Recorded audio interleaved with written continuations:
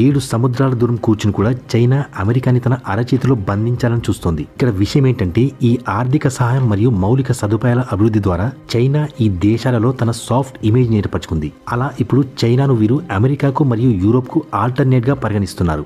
దక్షిణ అమెరికాపై చైనా ప్రభావం ఎంతగా పెరిగిందంటే దక్షిణ అమెరికా దేశాలలో ఎక్కువ భాగం ఐక్యరాజ్య సమితిలో తైవాన్ మరియు ఉక్రెయిన్ యుద్ధంపై చైనా తరఫున ఓటేశారు. కొన్ని దక్షిణ అమెరికా దేశాలు చైనా కోరిక మేరకు తైవాన్తో తమ సంబంధాలను కూడా తెంచేసుకున్నారు. కేవలం ఈ 4 దక్షిణ అమెరికా దేశాలు మాత్రమే తైవాన్ని స్వతంత్ర దేశంగా పరిగణిస్తాయి.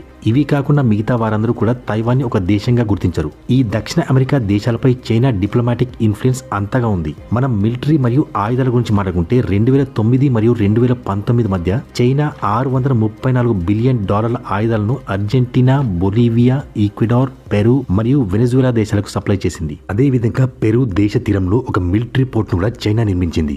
దీని అధికారిక పేరు చాన్కాయ్ పోర్ట్. తమ దేశం వెలుపల చేసిన మొట్టమొదటి చైనా యొక్క మిలిటరీ పోర్ట్ ఇదే.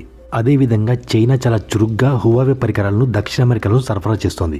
ఇక్కడ గమనించాల్సిన విషయం ఏంటంటే అమెరికా హువావే కంపెనీని నిషేధించింది. కానీ హువావే అమెరికా పొరుగు ప్రాంతాల్లో అతిపెద్ద సెల్యులార్ కంపెనీగా మారబోతోంది. అదేవిధంగా వెనెజులా, బ్రెజిల్, ఈక్వెడార్ మరియు అర్జెంటీనా ఇప్పుడు చైనా యొక్క ఫేస్ రికగ్నిషన్ టెక్నాలజీని ఉపయోగిస్తున్నాయి. ఈ దేశాలలో చైనీస్ సెక్యూరిటీ కెమెరాస్ ఏర్పాటు చేయబడ్డాయి.